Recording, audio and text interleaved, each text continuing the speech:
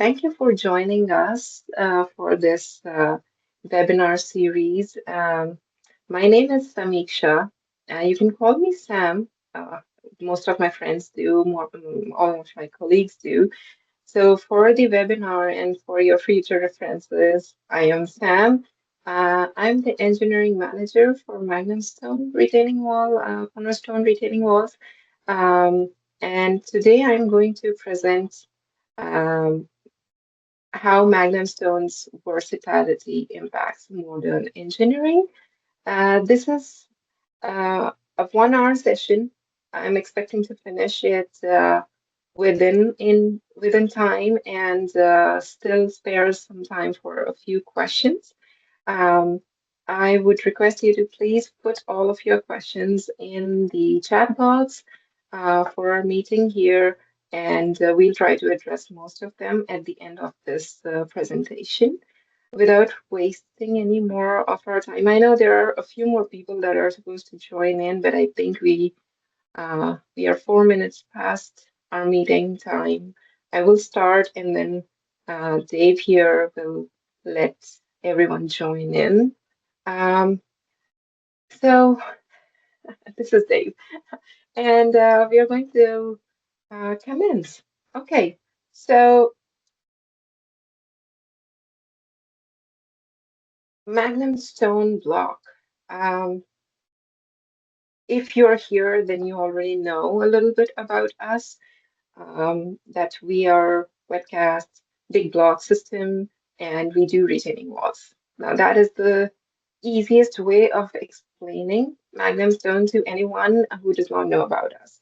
But I want you to know more about it. So I'll talk a little bit about the block itself. So our standard block dimension is 24 inches by 48 inches wide and 24 inches deep. And we have a texture at the face. And there's variation in these textures. So we have a variety of textures. The one you see on here is just one example for the photograph purpose. Um, the total surface area, face surface area, is 8 square feet, which is pretty good, and it is one of the reasons why our block is a good pick if you're trying to find economic solution while you're building a retaining wall. Um, the main block features, the innovative part of our block is that we have a hollow core, which leads to 40% lesser concrete in our block and makes it lighter, makes it easier to maneuver and work with on site. It saves the wall system saves concrete on extenders as well because they are, as we go down the slides, you will see the shape of the extenders saves concrete and makes them easy to maneuver as well. And like I said, because they're light and easy to maneuver, they are faster to install, saves time and labor on site. Um, so I like talking about our wall system as a system, um, and the system has many components. And these components, as we go down the slide, you will see different components that we have. So we have standard components, and then we have half components. So the system that has standard uh, so they are standard blocks, standard base blocks, standard top block. Now, when you're looking at these images, you can see slight difference in each component here. So the standard block is the one that you saw in the previous slide. We have a secure lug at the bottom, and we have hollow core, which is like a trench but has equal height of the block walls. Um, that is our standard block. But then we go to base block, there the secure lugs are missing because we have to place it on our leveling pad on the base. So if we have secure lug, it's not smooth. So we remove the secure lug, we make it smooth, and there you have a standard base block. Then we come across the standard top block, which does not have the back wall of the trench behind the hollow core. Why? Because we want the topsoil or the gravel, compacted gravel, to get as close to the face of our wall for the top course. So we remove that part and we fill the compacted fill to the face. So you see, there's very slight difference amongst these three, but those are important differences, and that's why they are part of the system and they are different components. Then we have the corners for, so there's a corner for standard, which goes for levels above the base course. Then there is a corner for base. Of course, the difference here is only in the secure lug at the bottom. And for the top, you will see the same difference that there is no trench at the back of the hollow core.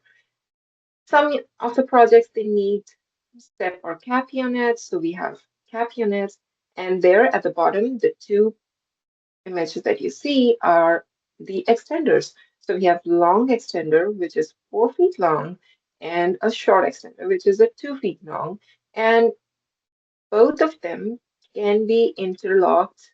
As we go down the slides, I will show you how they are interlocked for creating the gravity wall system. Moving on to the halves of the system. So these are the half components. Why do we have the half components? The reason is optimization of the wall surface area. We want to meet the desired area for the wall as per the project needs. Since we are a big block, it's unnecessary to increase the wall area just because you cannot have half the block, but we do. So we have a half wide, we have half wide base, half wide top, and then we have standard end units that go for the corners or the returns on the wall. Then we have half high standards, half high base, half high top, and then we have two-sided half highs and three-sided half highs.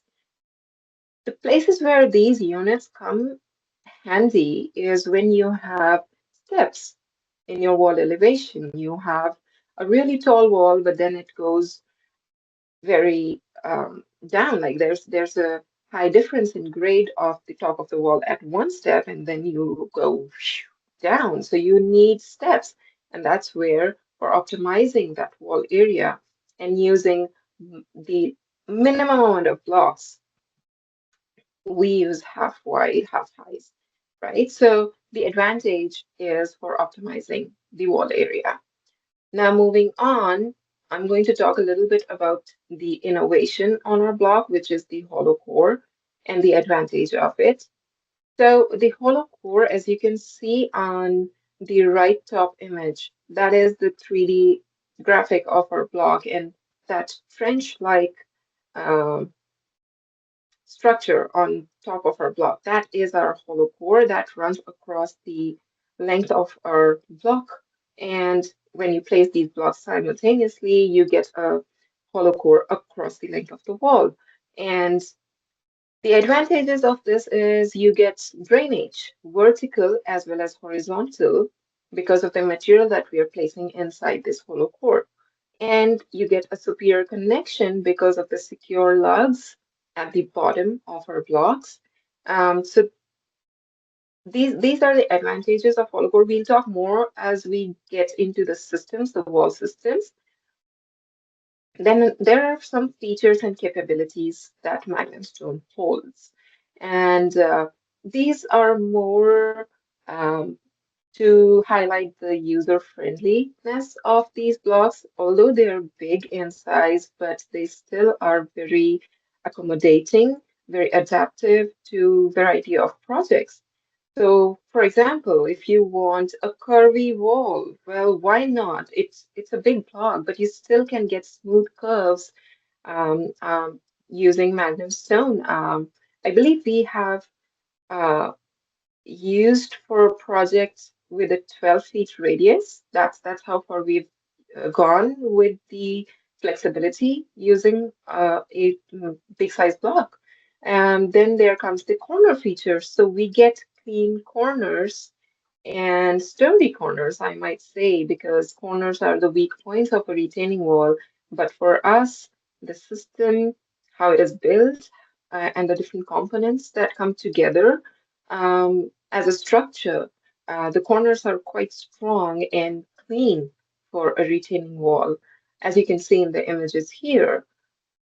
Um, Moving on, I'm going to talk about gravity retaining walls. So I'm entering into the retaining wall phase now. I've spoken about the blocks, I've spoken about the dimensions of our block, I've spoken about how our block is innovative and user-friendly and adaptable.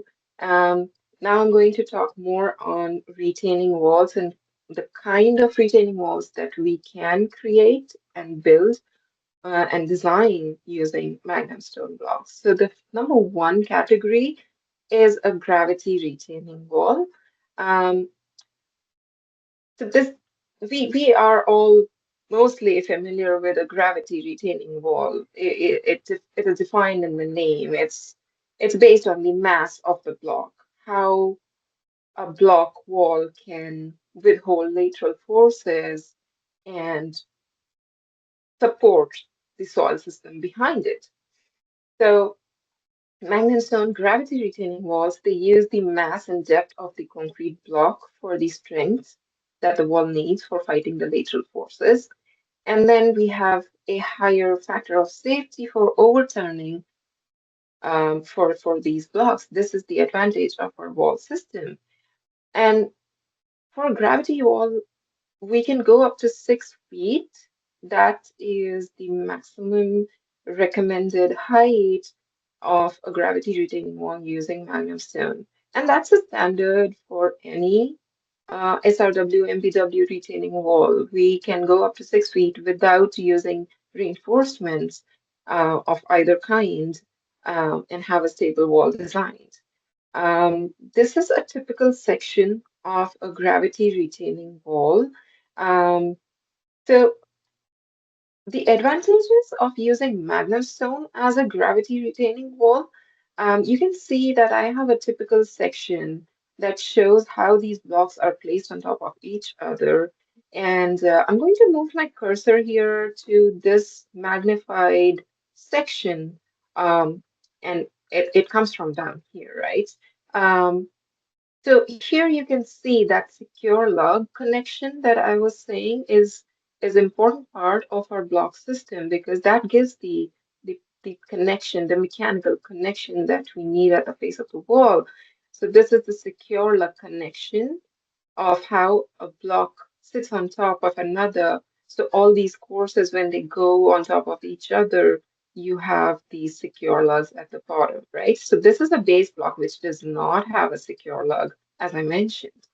Um, Here, the you see this is the hollow core, right? So this hollow core. So it is filled with gravel, clean, crushed, drained gravel. And that is the drainage channel that I was talking about in the previous advantages of hollow core, that we have a vertical drainage as well as a horizontal drainage because we put the material inside the hollow core that is a clean crushed drained gravel. And then we have a weeping pipe that takes it all out and connect to the nearest drainage system, right? So the gravel-filled hollow core block offers a superior drainage, and um, it's it's the vertical and horizontal drainage. So we've talked about it. The next I'm going to move on to is the advantage of using a gravity wall system, and the best advantage that I like about a gravity wall is that it minimizes the land disturbance. We all know that a retaining wall is a fill structure most of the times. And uh, for cutting and filling the excavation, it adds time and labor, but if we can save even the slightest amount of it, um, it's good for the builder, for the contractor, even for the engineers working on it. So yes, we minimize the land disturbance by reducing the excavation areas while we are using gravity retaining walls, and the cost of the transportation methods and installation techniques, lesser labor for Magnum stone. Um, Magnum stone, like I said in the beginning, it's a light block. It's big, well, lighter as compared to a solid concrete block. So we are a hollow core block. We are lighter. We can be maneuvered using a bulldozer. We can be maneuvered. So you basically can build up a small wall using a crew of three people, one lifting the block, one filling the backfill, and one maneuvering the units when they're being placed on top of each other. Um, so these are the advantages of Magnum stone gravity retaining walls.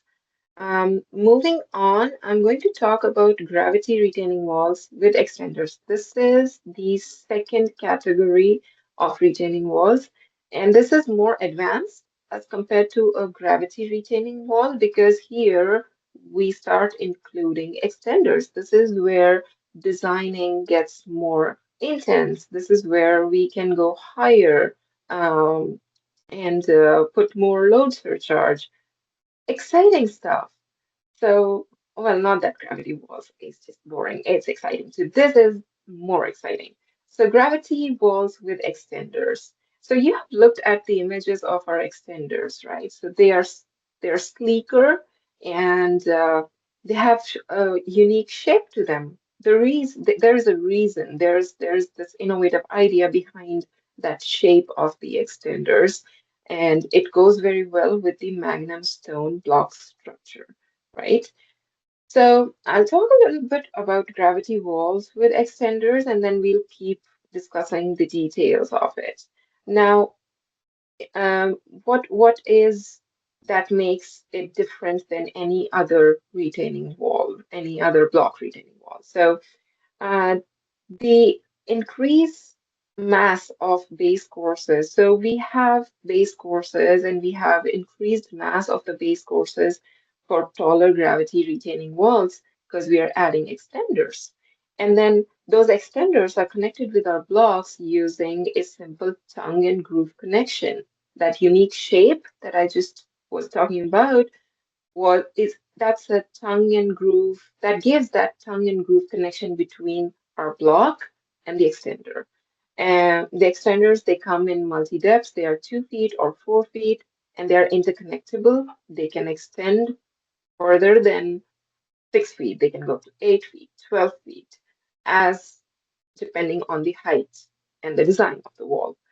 So the last advantage of having extenders in our retaining wall is that we get that strong corners, the corners that was talking about in the features previously.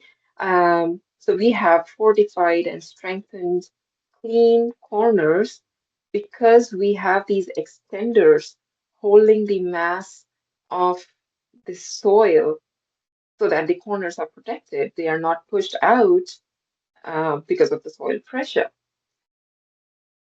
This is a typical detail of the gravity walls with extenders.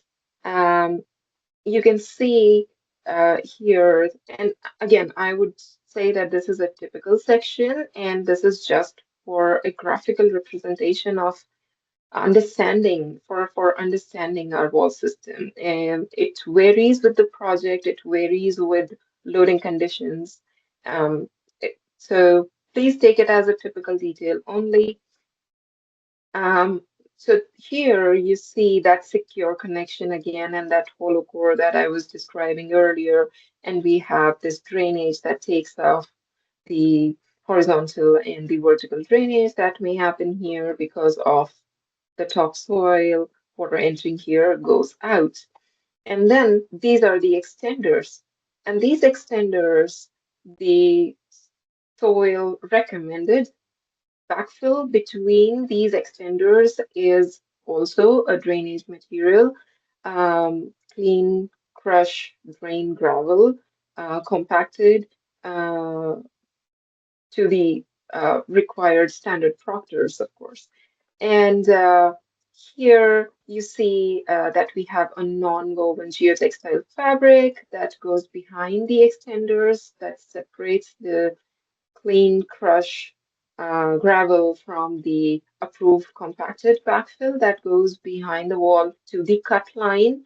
Um, and at the bottom, we have drainage to let any seeping water from damaging or pushing more than the designed lateral forces. So, what are the advantages of a gravity wall with extenders? So, number one is that you can build taller gravity walls. And the typical ratio of the extenders versus the height is a 50% of the total height. So, you can use a minimum of 50% of the total height and still reinforce the wall and design a successful gravity wall, which can withhold load surcharge and the lateral forces caused by it. Now, what does that give us? That gives us a capability of using the uh, the land. The land is the cost you can save, right? The most of our cost goes into cutting and filling the retaining walls, but you can save on it. And also, you can build closer to your property lines because you can go, uh, because of the advantage of the extenders, you don't have to go deeper into with the retaining walls that possibly brings your retaining wall farther away from the property line. So you can maximize the use of your land, is what I'm trying to say. And then there is a flexibility to install services, right? So you have a pipe going behind it. There is a concrete pipe running through the wall system. There is a manhole. There's a water pipeline. All these utility structures can very easily be accommodated behind these gravity extenders because you have enough space behind these extenders. Um, and I will be showing a few project photographs as we go on for you to see how in real life projects these benefits do actually surface as you look at the pictures of the projects. You do see the benefits of gravity walls with extenders, as I explained. So when I said that these extenders interlock with each other to give longer extenders as per the design. This is the photograph I was mentioning. This is how they're connected. This is how they're connected with the face. So you see here, this is the tongue and groove connection. This is why we have a unique shape to our extender. It's not a simple, straight concrete piece. No, we have a back to this. We have a groove in it, and then we have a tongue in the extender that fits in here. And so it does in the block as well. So we have this dovetail at the back of our block where this tongue and groove goes. So this is how we connect the extenders and get the desired length. And here, this photo is actually good. Why? Because you see, it's a wall being constructed, and there are three people working on this site. They're building this up, and um, it's easy. That's what I was talking about. That it's easy to install. It saves time, it saves labor. This is a graphical representation versus a real photograph, on-site photograph of how to install a gravity retaining wall. Um, I like this explanation because it shows the different extenders, how they are connected, how it looks from the back. Right there is the block that is the face of the wall, and then you have um, the top block here, which does not include that extended part, like I said. And here at the base course, you won't see the secure lugs. And here you see the extenders and the drain gravel being installed. Um, within the extender mass as well. So this is a graphical representation of this photograph here, this project site. Um, these are another. So I'm going to show a few examples going down the slides of how gravity wall with extenders can be installed. So this one is good because you see there's this utility here, but the retaining wall is so close to that. The face is so close, and look at the space behind, right? It's so compact, but still easy to work. And here, this is a wall that has a curve, really good picture. It does show the versatility and adaptability of our block system. Again, some more pictures of gravity retaining wall, how it accommodates in smaller spaces like this. This is a narrow space. um, I think it's what, 6 feet? We are going 6 feet. That's all we are doing.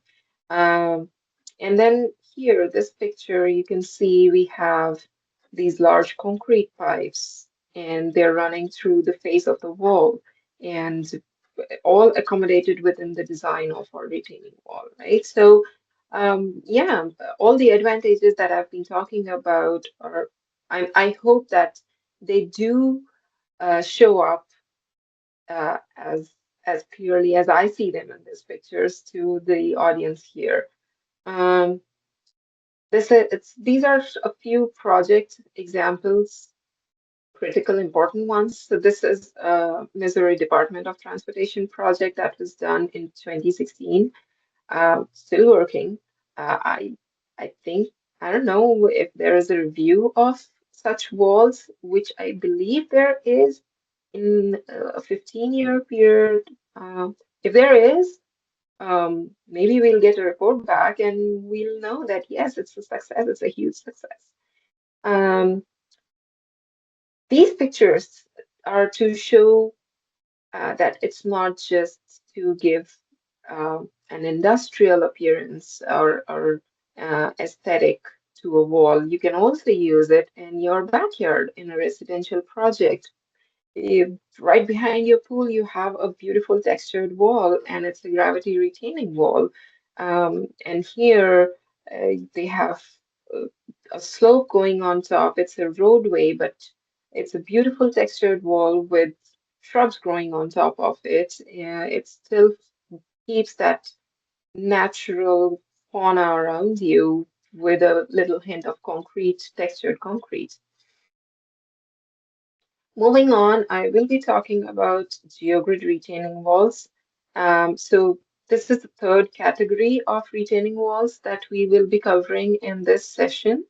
Um, so Magnum Stone, like I said, versatile, adaptable block, can be used with geogrids as well. Um, the simple secure connection is provided by wall weight interlocking the secure lug, and the gravel that goes, the infill that goes into the void, that creates that connection for the geogrid, and that gives the strength to the retaining wall. The geogrid length is 70% of the typical height. It's slightly longer than the gravity. Gravity extenders can go to as minimum as 50% of the design height. Here, the geogrids have to be a minimum of 70% or a 2.5 meter from the face of the wall. And the geogrid is required at every course because we are a 2 feet high block, and we need geogrid at every course. So our geogrids are spaced at 2 feet. Um, and I will keep moving on. As you can see in this picture here, I'd like to pinpoint that this is a wall that is done using HDPE geogrids. Further down in the slides, you will see projects that use polyester geogrids. So again, we can use both the kinds of geogrids for MSC retaining walls with MagnumStone blocks. Now, this here will show you more clearly when I said what I said about GeoGrid, um, getting more connection with the secure lug. So you can place the geogrid all the way to the face of the face of the block where the texture is. And while you're placing the top course on the bottom course, the GeoGrid gets this connection here under the secure log. This is the mechanical connection with the GeoGrid, and that gives that shear, that strength. And the gravel underneath and above further secures that connection. Um, the geogrids you see can run up to the cut line, and they can be either uniform length or depending upon the designer's choice, they can be different lengths, longer at the bottom, shorter at the top. Also accommodates the space available for a project, right? So if there's lesser space towards the top, the designer can choose to design with different lengths of the geogrid. It's not just you have to do uniform lengths. Um, Again, this detail shows the drainage from top to bottom. Having a drainage at the back helps removing excess water so that it does not cause excessive lateral force. It is just, again, a typical section with the recommendations on how to do Magnum stone retaining walls. It varies with project, it varies with engineers' recommendations and choices for designing the retaining wall. The compaction is important, though we recommend a 95% or better standard proctor for compaction while building geogrid retaining wall. Um, Here again, I'm going to show you a few projects, some photographs, some sample to see how they are used in different settings. Um, And these photographs are from across the world. It's not just from Canada or US. These are global pictures. They're mixed, and that shows how vastly and globally Magnum Stone is used by engineers as a trusted wall system. So this here is a geogrid. There's a road on top, and you see how congested this is. Like they have trees right in front of the retaining wall. They have a toe slope. I imagine constructing this would have been a challenge, but considering the easy installation feature of our block, it would have helped a little bit. This here is a landslide that happened in New Zealand, and I guess it's New Zealand. I'm sorry if it is not. Um, I can be wrong too. Um, so this project was actually a landslide that happened, and this was a correction applied using Magnum Stone geogrid retaining wall, and that's the roadway on top. So this is a highway project actually.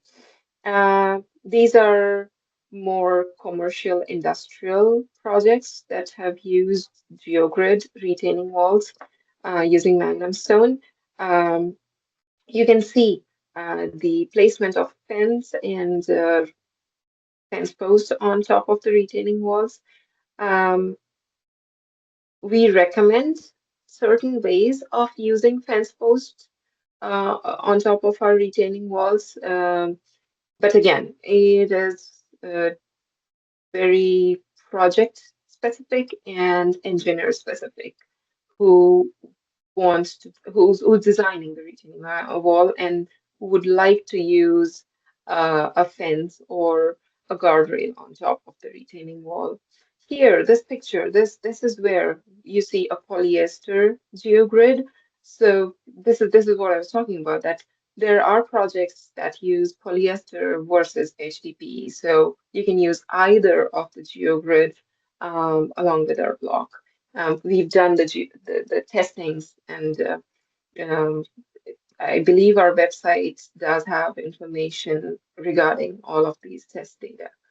Um, Next category is the positive connection retaining wall. It is a subcategory, I would say, of the geogrid retaining wall. It's slightly different. How? Because this one has a positive connection. Um, that is a mandatory requirement for highway projects, DOT projects in US.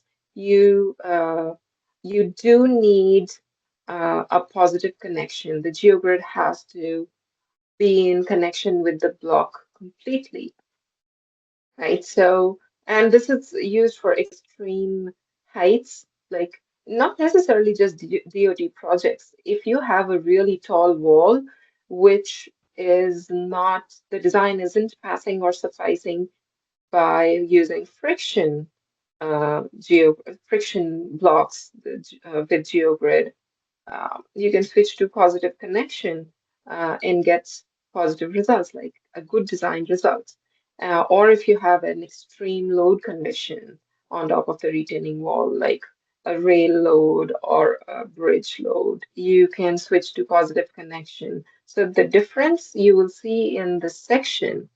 So here, this is the difference. We wrap our geogrid around the back of our block, right? So in the previous geogrid retaining wall using friction, we were placing it from the face of the wall and then going towards the back of the reinforced backfill or compacted backfill. And the connection was here at the secure lug. But in this case, in positive connection, you're wrapping the geogrid back and around so you go through the hollow core and you wrap it at the back wall of the block and you take it into the compacted material. So this here is the positive connection, hence we call it positive connection retaining wall. So we are wrapping it along this narrow hollow core. Again, the advantage of the hollow core, if it wouldn't be there, we couldn't do this. We'd have to go increasing the length of the geogrid to the face of the wall, coming back, right? But here, you don't have to go 2 feet. You're right here and wrapping it back. Um, and then this gives the 100% coverage, right? It gives the 100% coverage, except at the top and base course, because you cannot wrap it here or on top. Um, Positive connection can reduce the grid strength. However, most of the DOTs they require the positive connection in their design. So not widely used system, but still the versatility of our block makes it possible to have a positive connection retaining wall system.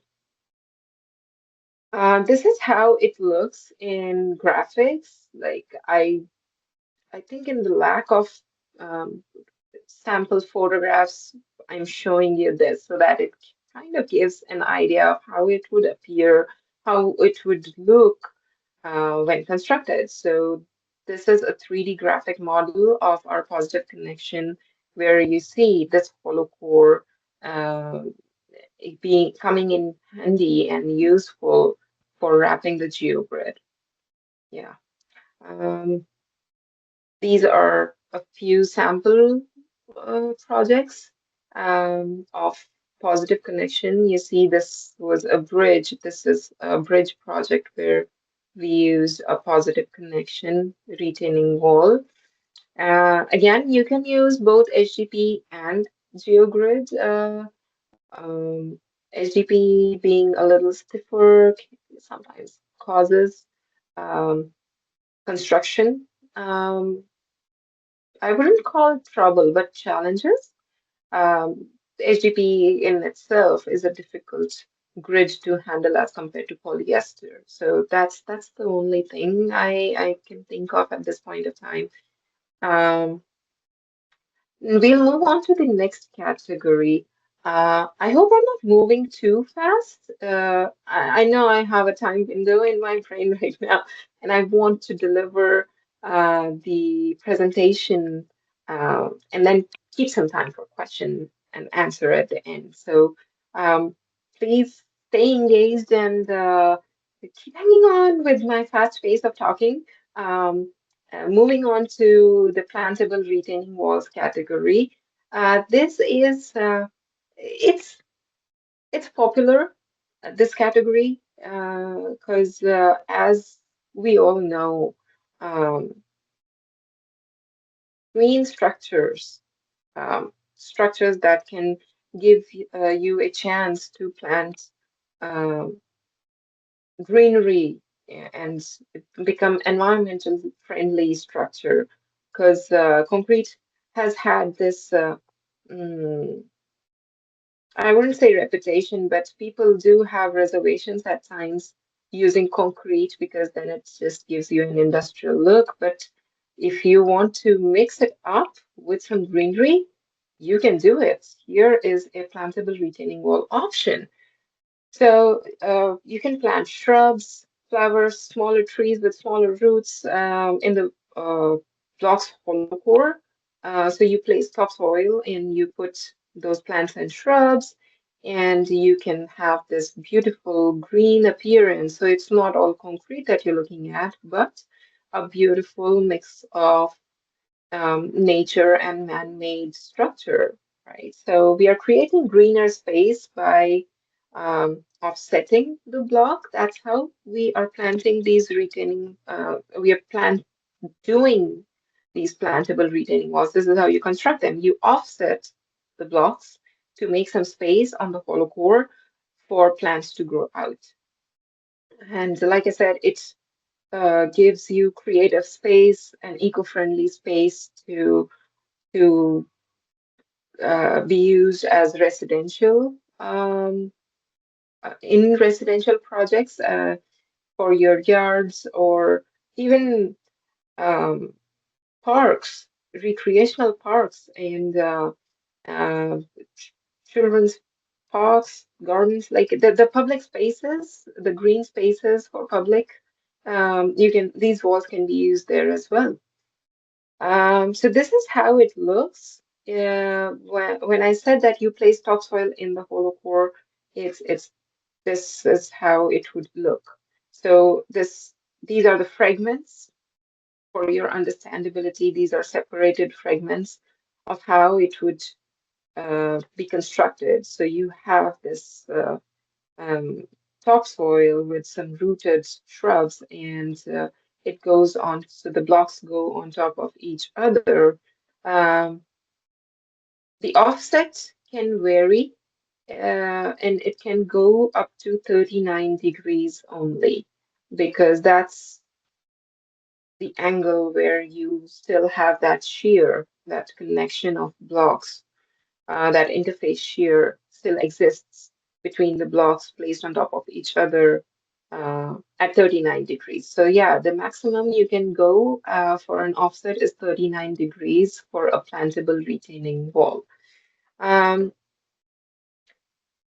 Filter fabric is something that is of importance here because we are placing soil, plantable soil on top of these retaining walls for the greener solutions. There's grass or there's green space on top of the retaining wall. So you have a non-woven geotextile fabric that is protecting this backfill, this clear crushed drain gravel underneath that is supporting and holding this wall together. Um, Although it's a clean drainage material, but infiltration of soil can pollute this material, and we don't want that. So, for that reason, we place a non-woven geotextile fabric underneath the topsoil. Um, these are a few examples of projects that are live, that are done successfully, still standing and flourishing with some fauna on top of the retaining wall blocks. And yeah, next time, if you find a Magnum stone wall with some greenery on top of it, please, it's a humble request, click a picture of it, do send it to us or share it and just let people know that Magnum stone wall can be done with different textures and greenery on top. Now, we've discussed all the categories of retaining walls that we do, right? This is my intended package of information for this webinar. That was all I wanted to say about the versatility of Magnum stone retaining walls, be it gravity, gravity with extenders, geogrid, positive connection, and plantable retaining walls with geogrids or extenders. Um, these are more advanced applications that I'll be showing you here, and we shall be covering them in details in our third webinar, that is 26th of March, 2026. We will go in depth with detailed sections of these applications, project photographs, and example photographs, like I showed for the rest of the categories. So the advanced applications include water applications. Now, retaining walls and water are tricky, and engineers are cautious when we talk about water and retaining walls. But with Magnum Stone, you can have more confidence because this system is built for water applications as well. So you can work around a temporary detention stormwater management if you want. You can work around a permanent stormwater management. You can use this block system for a stormwater conveyance or a channel and stream banks. You can also use it for a bioretention systems and rain gardens. I'll be showing project photographs to um, um, highlight these water applications, show you more details in the next webinar. Stormwater management systems. So there are advantages of using Magnum Stone, and this is just a very small peek of how the next webinar might be and what kind of details I would be sharing with you. So, for example, I'm talking stormwater management systems. MagnumStone advantages are that we have long-lasting, weather-resistant precast concrete blocks with minimal absorption at face. The second is exceptional built-in vertical and horizontal drainage because of the innovative hollow core that we have here, makes it more friendly for situations like this. And then we have uh, the textures, the variety in textures for the face of our wall that can blend in with the aesthetics, can blend in with the natural environment to be for getting absorbed in that habitat. So this is the kind of information I would be sharing with you guys in the third webinar, where more in details of different water applications. Um, and another topic that I would be covering are the DoT projects and the infrastructure. To be precise, complex projects. That's what we are going to be talking about in our third webinar.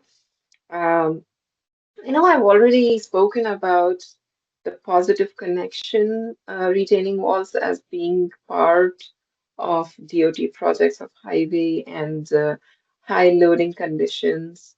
Uh, but yeah, talking more about the case studies and showcasing them is where um, the questions can arise, where I can answer some questions, where you can see the practicality of all of the theory that I've been talking about. Yeah. So, upcoming webinars, we have one on March 12th, which is the second part of this series. And that is where I would be talking about the engineering efficiency, accelerating retaining wall designs.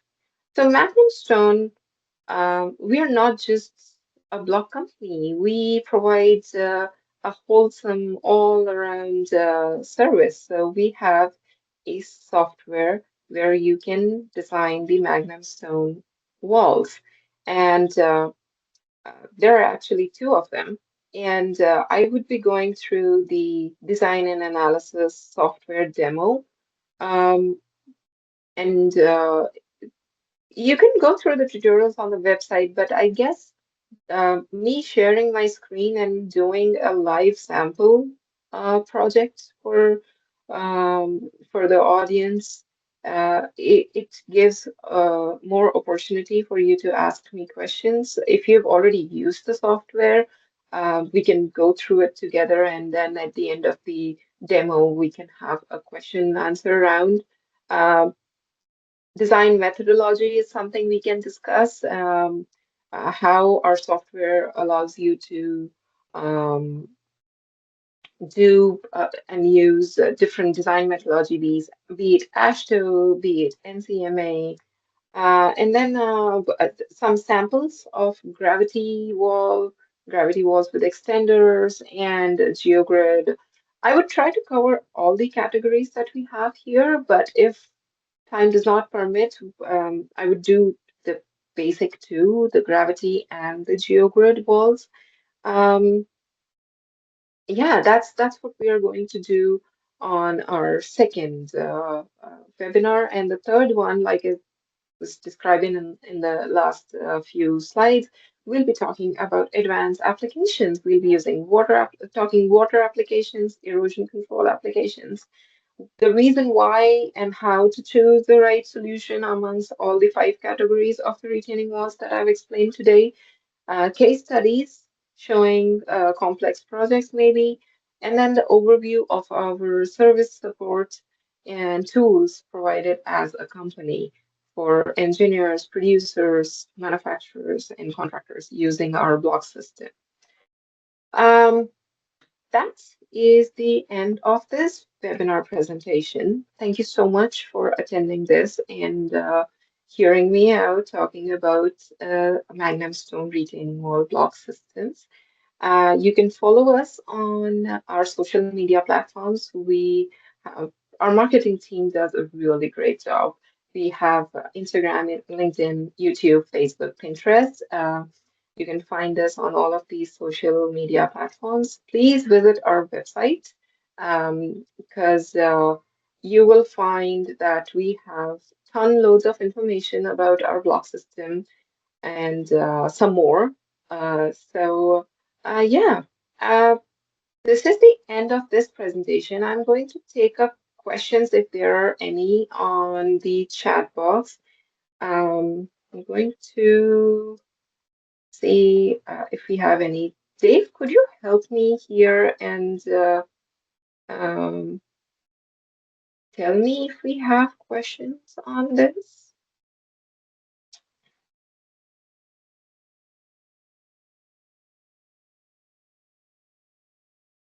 I'm going to stop sharing this here so that.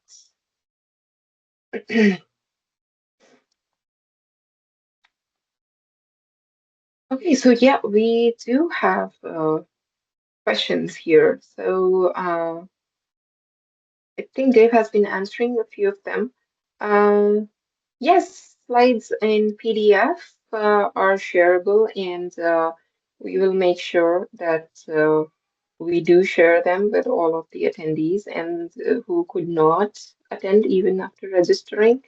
Um, Next is at 12. Yes.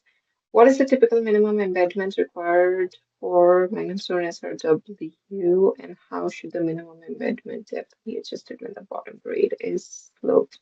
So, Ken, thanks for the question.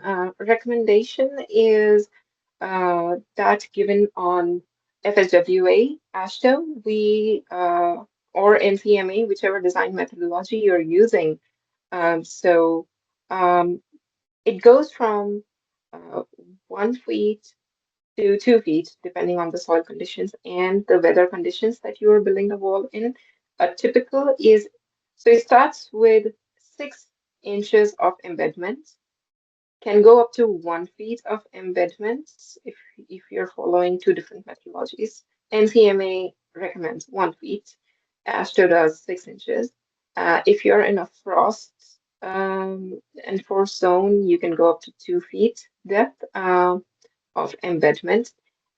For the slope, I would go deeper because if there are slopes at the toe of your wall, uh, 1 feet embedment is a minimum that you should use. And if you're using our software, it does change according to the elevation, but the minimum that you should enter is 1 foot. I'm from Alberta and I see lots of design feeling the core block below the 25 at home. Um, Tony, thanks for the question. Having concrete at the base of your block as a leveling pad is a practice used by some of the contractors. It may vary and it depends upon the foundation of your site. So, yeah, I think if they're using concrete at the base of your drainage, at the base course, it would have to do something with the geotech engineer stamping or designing that wall. It should be a recommendation, maybe. That is why they're using it. Um, what are the base requirements for a wall between 2 to 6 feet height? Samuel, thank you for your question. Um, Base requirements, well, it's you can use a leveling pad at the base of your blocks, which is highly recommended because you need a stronger leveling pad under your block. Um, but for the rest of the foundation, it can just be your foundation soil until unless you have a shabby foundation and the geotech recommends removing about a foot or two of that foundation, backfilling. Higher grade imported backfill material, maybe the reinforced material that you're using, or a granular backfill aggregate, well compacted, can also be the base of your wall. It totally depends on the project. There is no typical recommendation for it. The only recommendation that I can make is for the leveling pad that goes under the blocks, and that has to be a well compacted gravel material. Um, as of now, I think that's that's the end of the questionnaire here. Um, how deep for gravel? Um, well, are we talking about in case of a shabby foundation or just the leveling pad? Because if it is a leveling pad, it is a 6 inches. And if it is a shabby foundation, then it totally depends upon the bearing pressure. I have 6 inches. 6 inches is a recommendation for leveling pad compacted. Thank you. Um, if that's all with the questions, I think we are well within. Okay, I still have a question. Southern California, and we usually have high seismic values in our calculation. We have tried to design few walls and just do not work with your programs. What is the strongest grid tested? Um, I think we should. Bob, thank you for the question. Uh, This question, I can answer a part of it right now, but I would love to do this when we do the second seminar, because I will be doing a live demo of our software and we will be going through the geogrids. The strongest geogrid tested.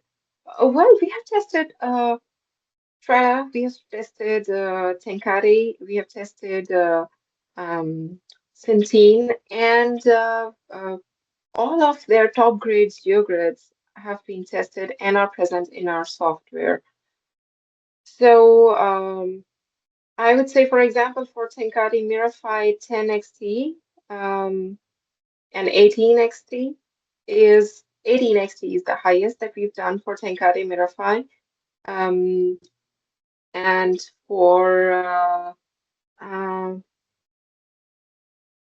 Centene, I think we are 550, 55, SF 55 that we've used. So yeah, like I said, Bob, I think it would be a good idea if I either answer this question over an email or we do a live demo of this and we go through different geogrids present on the program. Yeah, thank you for your question. Um, you 40 feet tall with point 0.8. I will do a trial on this, Bob, for uh, having an answer for you in our next webinar. I'm sure going to run this. Going to assume typical Southern California soil conditions and see how it runs and what GeoGrid can work. My recommendation after just reading this is that maybe we should try positive connection because that's the kind of project that can use a positive connection uh, block system. So I'm going to end this webinar at this note, and any questions that you may have after this webinar are most welcome. You can send them um, via email, and we can have a response back to you. Thank you so much, everyone, for your patience and for being here while I talked about our retaining wall system. And I hope you enjoyed the information that I've given here. Um, See you in the next webinar. Have a good rest of your day. Thank you.